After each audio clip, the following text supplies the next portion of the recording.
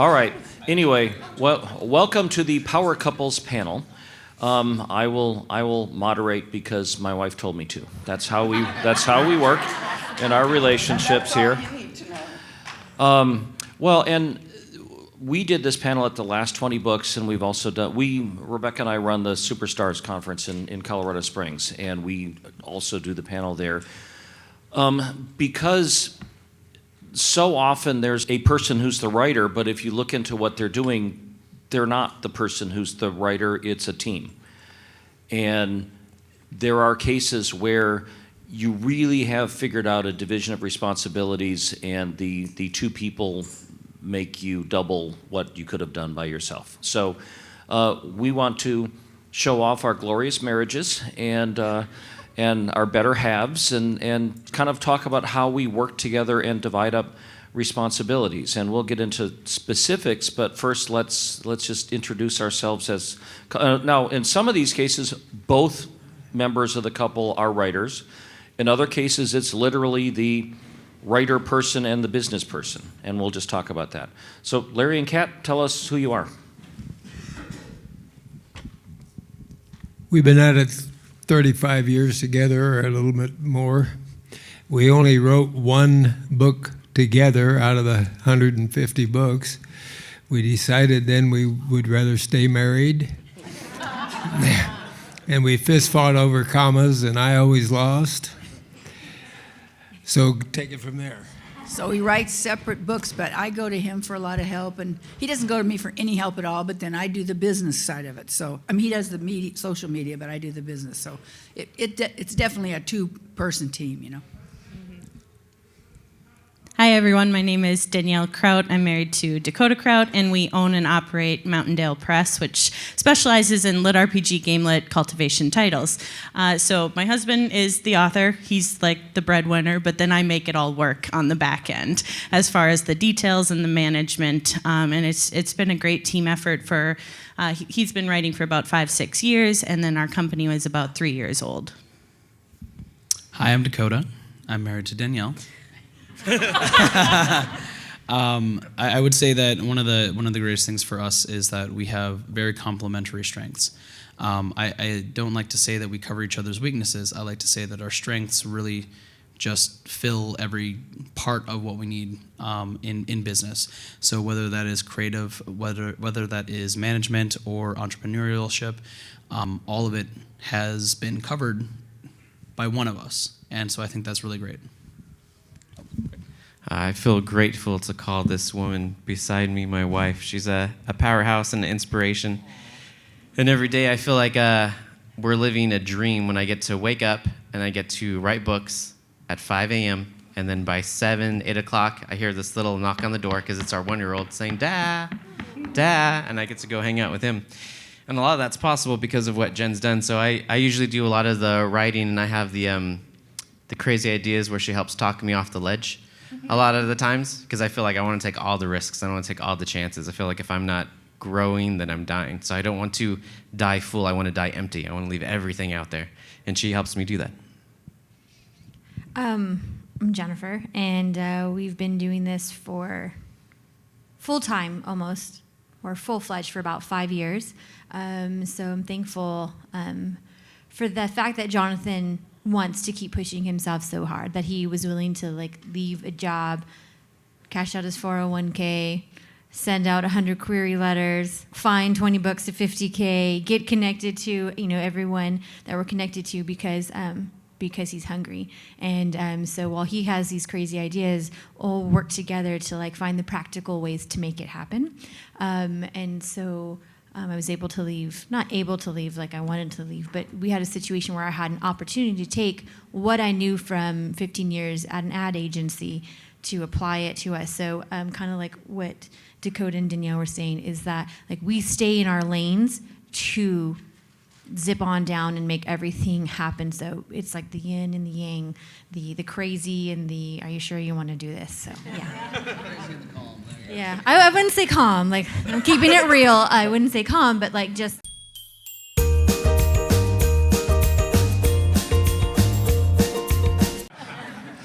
No. Microphone was waiting. off. Microphone was off. I'm Kevin J. Anderson, and because she counted, because that's her job. I've published 178 books, and I'm writer and also publisher of Wordfire Press, and I'm also a professor I teach a grad program in publishing, and we just do a million things, and you can't keep track of it all. So we're both of us, and we're both writers, but we've kind of, well, we'll get into more detail, but we've kind of separated out that I love to write all the time, and she doesn't love to write all the time, so it makes more sense to let her do the stuff that I don't like the business and everything, and the websites and Anyway, this is Rebecca. Hi, I'm Rebecca Mesta, and we've been at this about 30 years. My master's degree is in business administration, so business was always where my head was, and I loved the creative side too. And inveterate reader, and we met because I read one of his books, and it's a long story, but the long and short of it is we meshed pretty well and do cover each other's strengths and weaknesses. And while I wake up every morning being very happy that I'm waking up married to this person, I don't do it at 5 a.m. I wouldn't be very happy if that happened. So we just 2 months ago passed our 30th wedding anniversary. Okay. Larry and Kat, what are you at? 35, 36. 35 or 35 or 36? You're supposed to know, Larry. Danielle and If you do it every week or so, you're safe. yeah. Danielle Dakota, I think we're 9 years. 9 years, yeah. Yeah.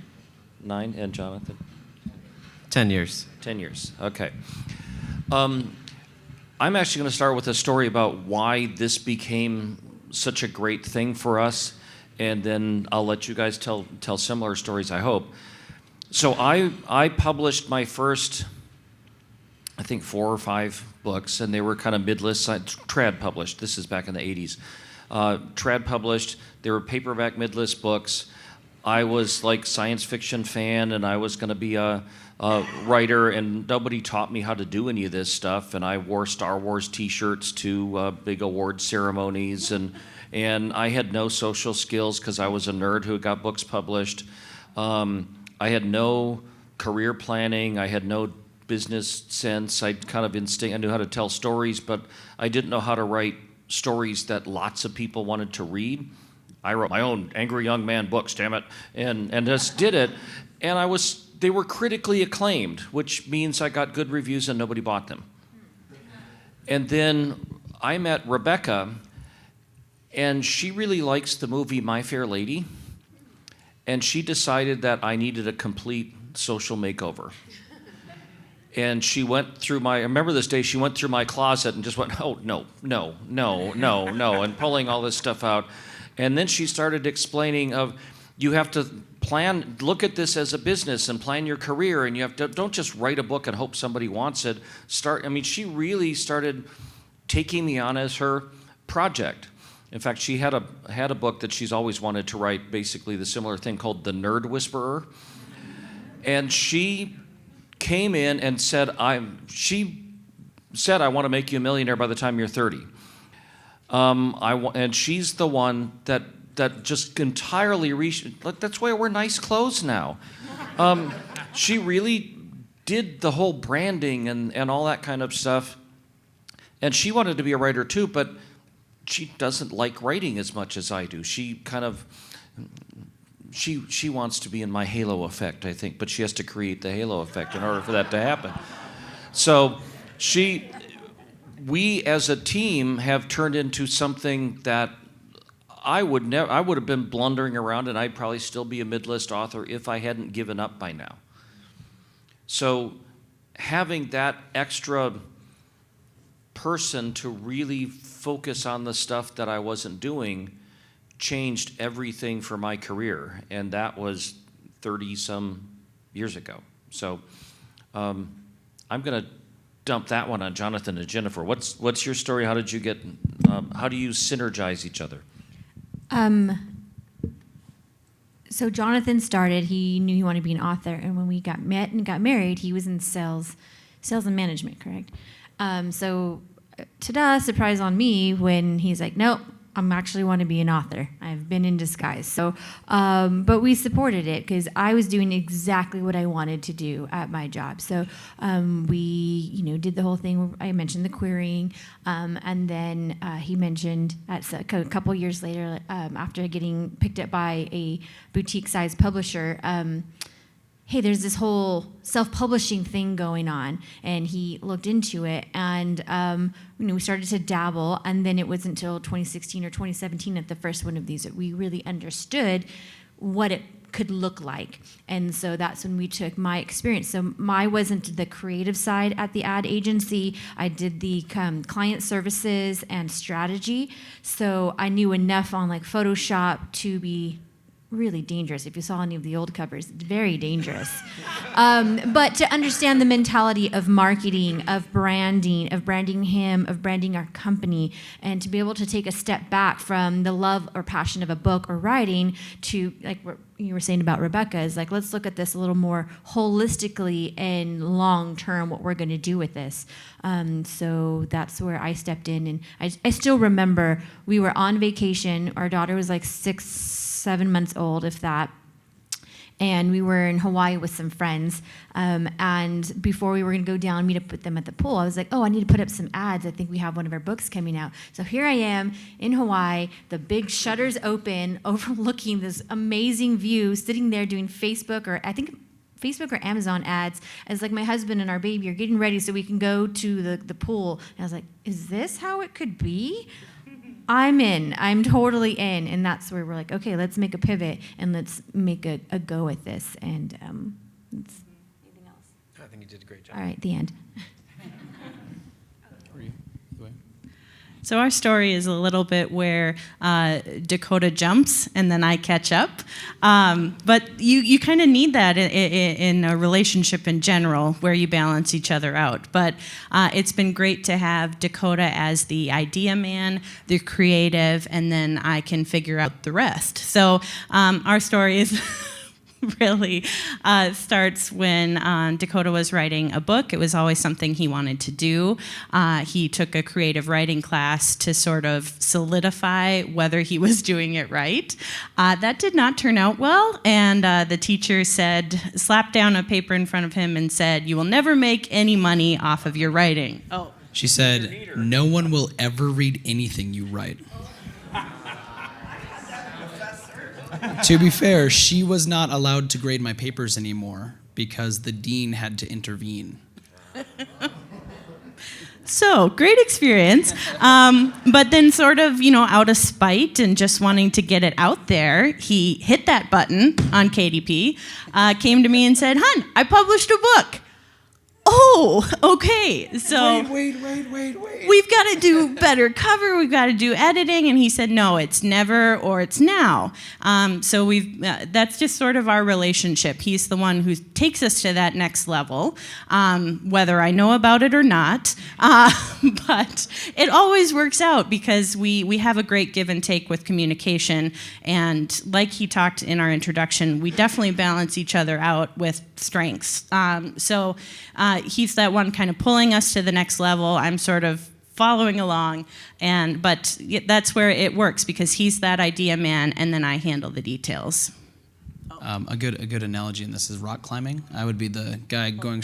I would be the guy going straight up the rock wall, and she's coming along and jamming those, like slamming those hooks into the rock wall, so that if we do fall, we only fall a little bit.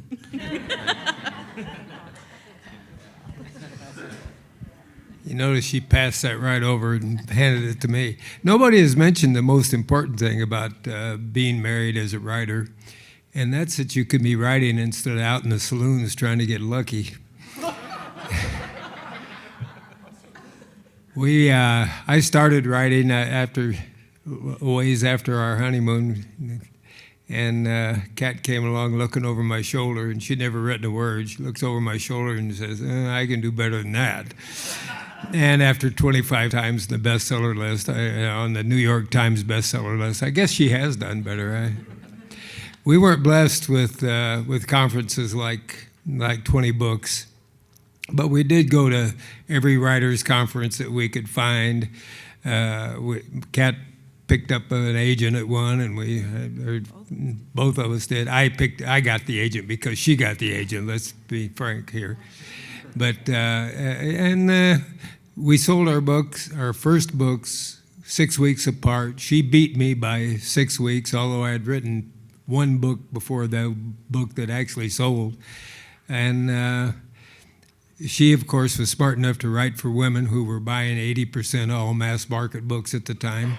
So she started out making more money and just kept doing it. I finally got mad and made a movie this year because I couldn't catch her. One of the nice things is you can travel together. I think that, and your life sort of is together. You know what I mean? It's like you have friends that write, so you have the same friends. I mean, it's really makes your life kind of a mesh together well, I think. And then in our case, like these guys, I tend to be the more stable one, and he's the crazy one. I mean, you don't say all of a sudden, look, Hollywood doesn't want my book, so I'm going to make a movie. I'm like, oh my God. But then I thought, well, I said, it's you. You go, just try to stay on the budget of some sensible amount. So let me use your own money that you got hit out. Don't let it So let me just kind of distill this a little bit. So Kat and Larry, you're both writing books. Correct. And Dakota and Danielle, it's only Dakota writing books. And Jonathan and Jynafer, it's only Jonathan writing books? I have written. We have a co-write in the wings, but for all intents and purposes, Jonathan is the author. And Rebecca and I both write. She's a New York Times bestselling author in her own right, an award-winning author, but doesn't write nearly as much because I think she's focused more on the business end, but she's still writing. Yes. So, well, no, I mean, look, I write 12 books a year. Kevin has an illness in his blood that makes him write. He loves writing. He loves the experience. I love the experience of having written. To me, writing is torture. I do it, but it's torture. And then I just love that rush afterwards. Right. Well, but also, and this is one of the things as indie authors, if you're doing it right, you're hiring a professional editor to go over your stuff, right? I don't know if it's actually cheaper or not, but I married my professional editor. And she is honestly better than any other editor I've ever had from a regular traditional publishing house. Like, they'll send me back a book and go, oh, Kevin, this is great. You knocked it out of the park. And she says, not so fast. And she'll go over every line and mark every single thing. And I have a page from one of my award-winning manuscripts, by the way, where she crosses out a whole page and says, Bantha Poodoo. So the books are better after she goes through. Anyway, so having that extra person to bounce ideas off of, to get sanity checks, and I know Rebecca wants to talk about this because, like Dakota, I'm often the big idea guy, and I think we're going to get a poster made of it to put in our offices, because my phrase around the office is, how hard can it be? And I often will use my force of personality to make us do something that doesn't always turn out to be the best idea. And I think Rebecca wants to talk about that. Yes, sometimes he'll come up with a great idea because he was born knowing how to create ideas, just looking at something and go, what if? And couldn't we? And a lot of times what he chooses or says what if about in a business sense means like hundreds of hours of work for me and tens of hours of work for him. And I sort of go, no. And we have had times when he said, well, you're just going to have to figure out how to do it. And that actually was not a good move. It might seem like, yes, we love each other, we support each other, but when he committed me to something that my plate was already full and it more than doubled my workload, it didn't work, and we didn't have employees who knew how to do that either. And so that was one of the rockiest years of our marriage, I think, when he overcommitted me on behalf of an idea. So you're the filter. So I'm a filter. I'm his sounding board, and when my sound is ouch, he knows to stop now. Well, and honestly, you might not think this because we're here, we're doing all this stuff. In retrospect, one of the things that we did that we're kind of big and well known for is we're Wordfire Press. We published 450 books and 120 authors, and we're in all platforms, and we got all this stuff. That was one of the dumb ideas I never should have done. Not the publishing part, the dumb idea part was, hey, let's get a bunch of other books by other authors who are friends and publish their books. That is way harder. The first time we started doing royalties, I literally said, how hard can it be? You just add them up and divide things. And this was before we had spreadsheets or anything. So I was literally at the kitchen table looking at printouts and adding up columns of numbers. And yeah, that was, if I could go back in time, I would publish Kevin books. I would publish my own books. But doing the other authors and contracts and royalty statements, and we do publish Frank Herbert and Alan Drury, and Alan Dean Foster. We do some really good stuff, but taking on new authors, and then you got to deal with damn authors. Anyway, Danielle, tell us about some crazy ideas that you managed to deflect. I don't think I've managed to deflect any. That you should have managed to deflect. Mostly it's just playing catch up. I love him to death, and he would never do anything to hurt us or do anything to affect our relationship. And that's key. We put our relationship first, business second. Do you have something to say? Tell them about the 2020 initiative. I don't remember. Oh. So it's playing catch up, and he has learned to kind of approach me with a model, essentially. So he published a book without telling me. He started a business kind of without telling me. But so we learned early on in our marriage that we needed to have a plan moving forward in order for our marriage to be first and our business to be second. And that was for the idea man to approach me with a model, essentially, like a business plan that was detailed for the big idea that he had.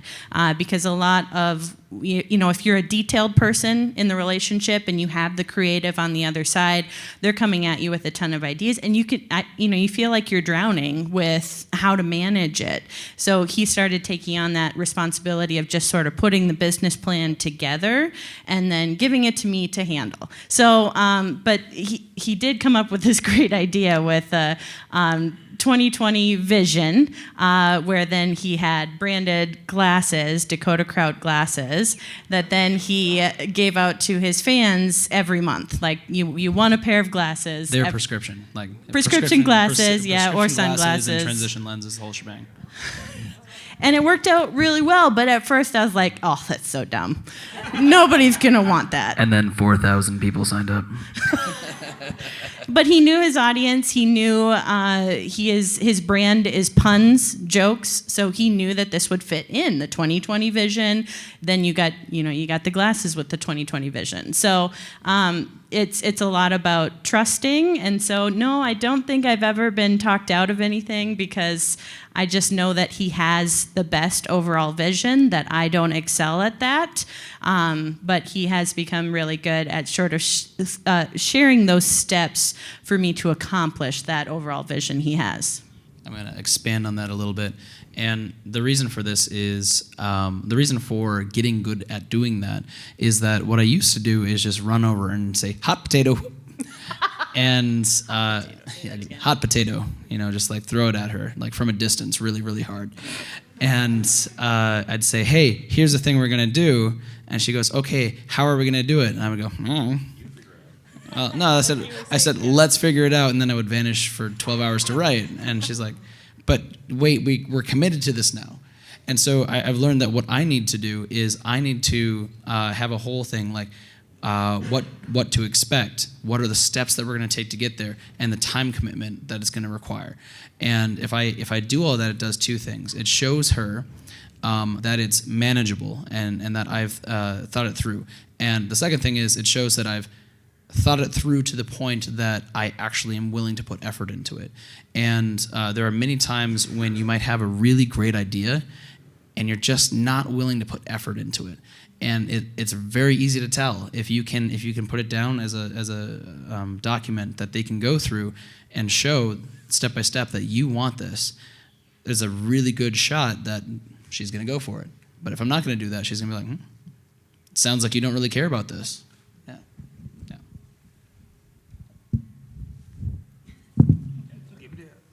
You got to talk. I don't do this stuff almost never. Not good. You know, I Like whose idea was it to make a movie? I mean, how did that come out? you know, Hollywood forgot to come calling. So I said, what the hell? And I had His wife said, "You're paying if you do this thing." she. I know that I'm on something good if she says, "What are you, nuts?" and rolls her eyes.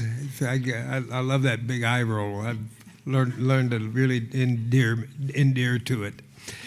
But we've kind of did break up our responsibilities.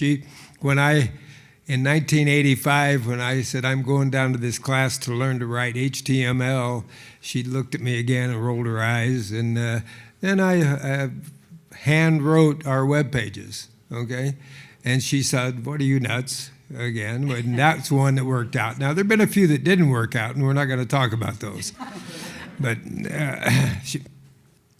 she's really good about doing things like paying the bills and keeping our credit up and all that good side of the business that I've never been very good at. I am more creative in some ways, i.e. the movie. And, I did it by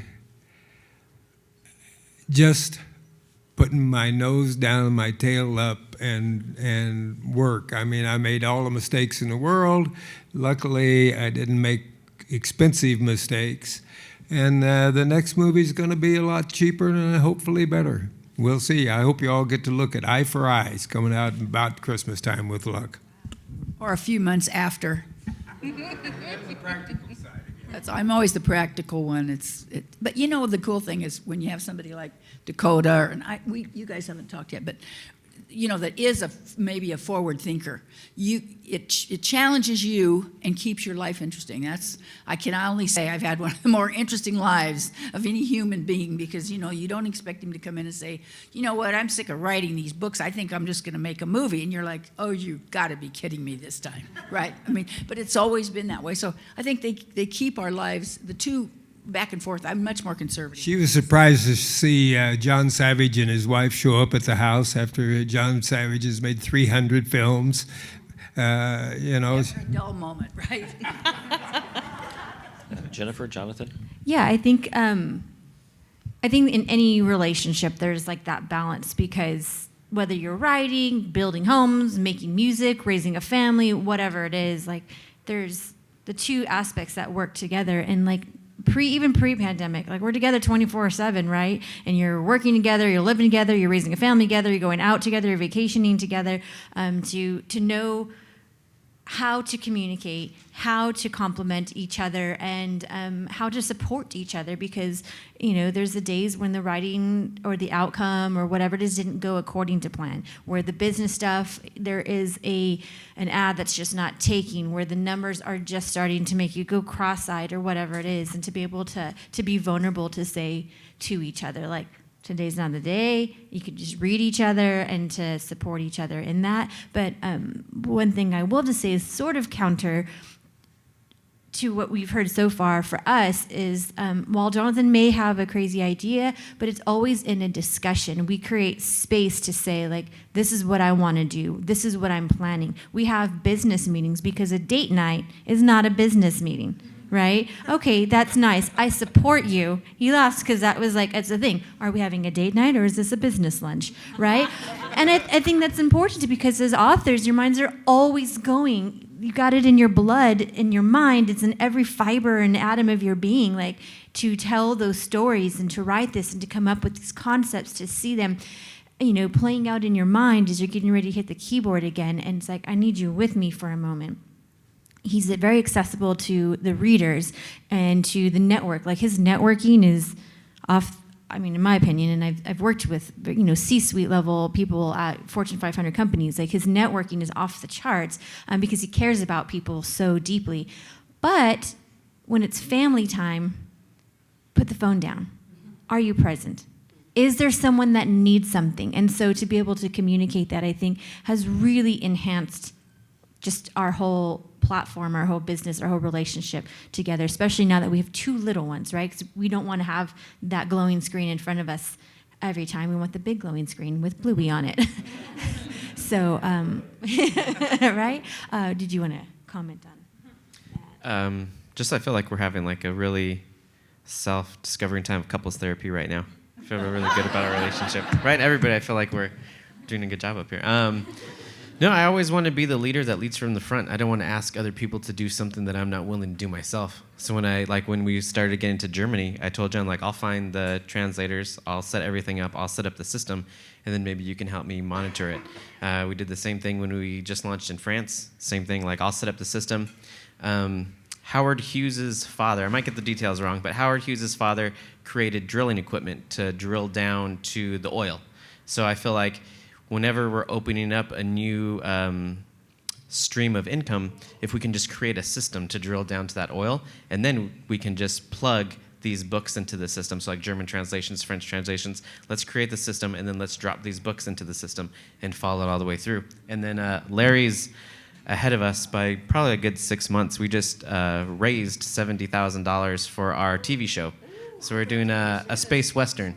So Larry and I have been talking, and he's been a great guy, a wealth of information that I've been able to learn from already.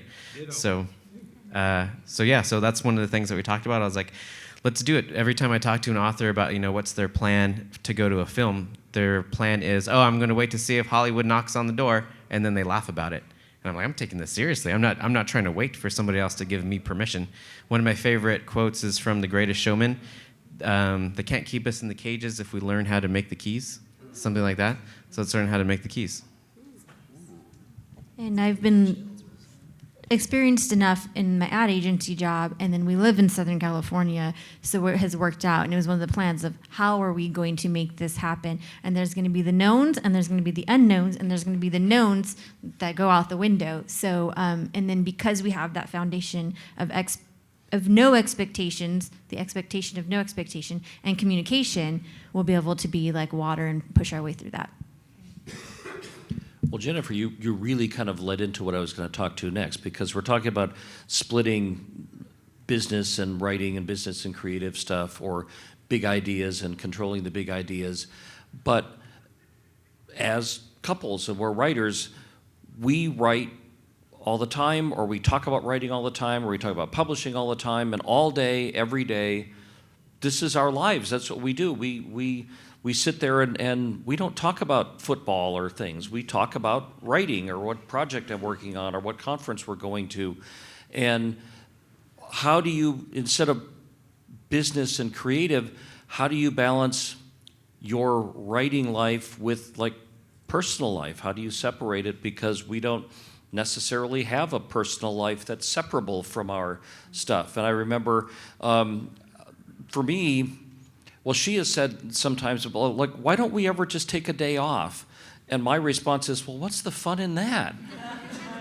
and it's different people, different attitudes, and how do you make it work so that you divide up family time, couples time? Danielle, you said about marriage first and the business second. that's something that you need to balance, because if you have two type A people who are writers, publishers, that's all you do all the time. So I'm going to let Rebecca speak to that, because she'll probably kick me under the table or something. Wait, what was the question? Balancing personal time or not balancing it. Well, no. What I thought it was going to be when we first got married and what it turns out to be is kind of different, because theory is one thing. Like, before you have kids, you know how to be an awesome parent. And then when you have a kid, you go, oh no, I've got to make some adjustments. Doesn't work like I thought it did. And so it's kind of like that with a marriage and creativity and balancing personal. He needs to get his creative stuff out of the way. Otherwise, he gets really grumpy. He wants to let the creativity flow. And so we discovered that one of the ways to balance personal and family was that every day, whether it was our anniversary or Christmas or whatever it was, he gets a couple of hours in the morning to throw his creativity onto the page or go out for a walk and dictate something. And then he can be really personable and outgoing instead of introverted and grumpy. And if I don't let him do that all day long, you can see this little alarm clock going off in his head going, I need to write, I need to write. So that was an adjustment we had to make. And we also had to find times that we could trade off so each other could get whatever creative stuff done, where he'd have to... Hotel Anderson. We have something we call Hotel Anderson, which means it's as if you're checked into a hotel somewhere and you're just working and meals are brought in and you work until you think you're done for the evening. You go to bed when you want to and so on. And we each have days when we say, I need Hotel Anderson. The other person makes adjustments, but we also have dates and we have grandkids that we have to take places and real life. You guys kind of talked about that already. Dakota, Danielle? I think for us, it's kind of a constant struggle because, like Kevin said, the business is your life. But we, throughout the years, have tried different methods, and when we realize that one isn't working, we adjust. So we actually had this moment like a couple of weeks ago where it was like, we haven't spent enough time on our personal side, on our marriage side. The business had become a priority, and I think you're always going to kind of have that flux where it's marriage, personal, and business, and then you have to kind of refine your method to make sure that the marriage and the relationship is the top. So we constantly adapt our plans to make each other a priority. And so when we head back after this conference, we've decided every Thursday night is date night. Regardless of where we are, what we're doing, we need that time to not discuss business, to be husband and wife. So yeah, for us it's a struggle, but it's a good one and one that we're constantly adapting to and evolving to. We lost the battle years ago. We just talk business all the time. We write all the time. We work all the time. We're workaholics. But we do. He gets up early and has about 3 hours in the morning. He gets up like 5. But so he has some time to himself. That's one thing, and I'm more of an evening person. So, but yeah, we really pretty much gave into it. We like it. We both like it, so we do what we like. That's pretty much it. And we work completely differently. She has the door shut and dead silence. Before she came along, I raised 4 boys, and if there's silence, I'm worried that something bad is happening. So I've got the TV going and 2 computers running it at the same time. By the way, Kevin wasn't such a nerd as he'd like to make you think. We met in the 90s, 1990, at a National Association of Truck Stop Operators. How many guys do you know would be signing books at a National Association of Truck Stop Operators? He he figured it out, so he was ahead of the curve, believe me. I just wanted to add, that for us, what has become important is that the business is not our life.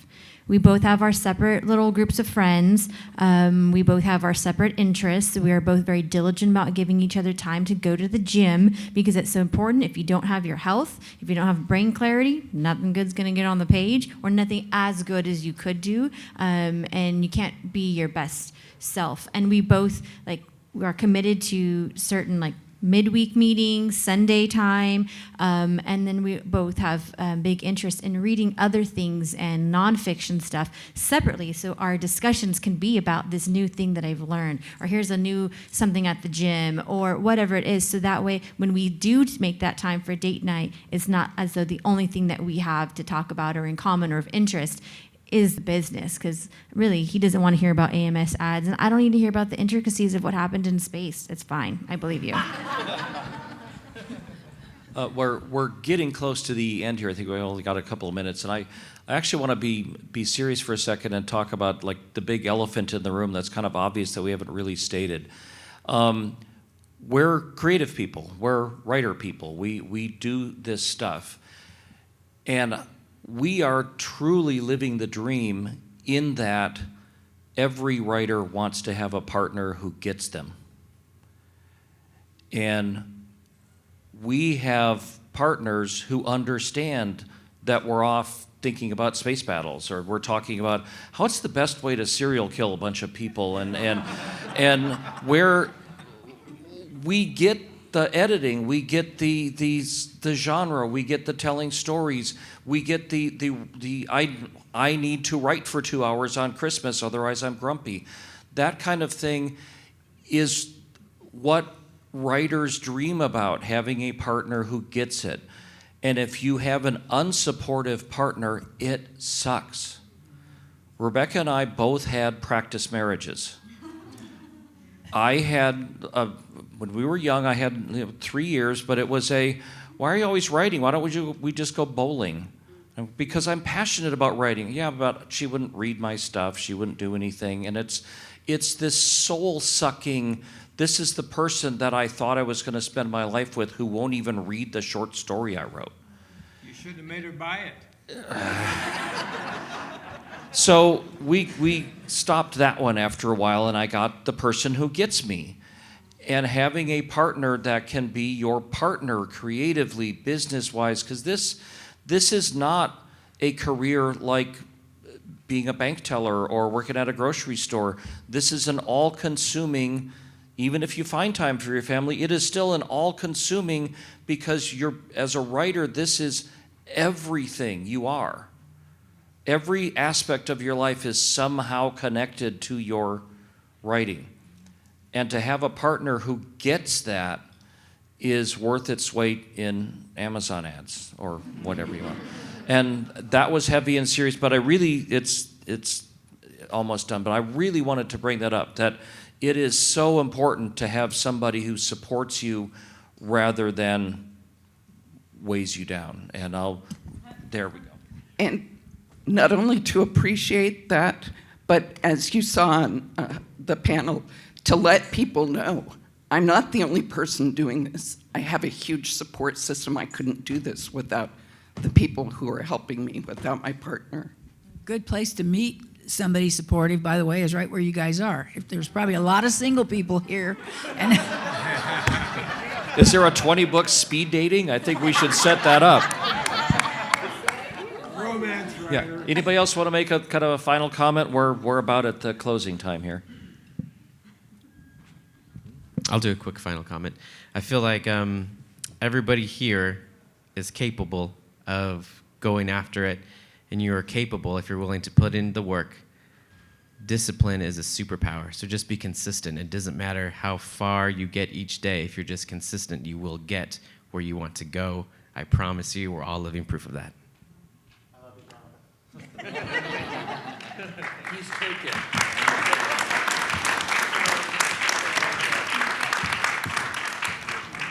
Thank you all.